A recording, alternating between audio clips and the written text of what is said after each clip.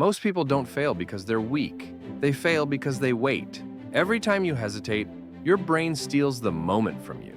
You know that feeling. You want to get up early, start the workout, open the book. For half a second, you feel motivated. Then something happens. A tiny voice says, later, and suddenly you've lost the day before it even starts. There's a trick that can change this. I call it the 5-second window.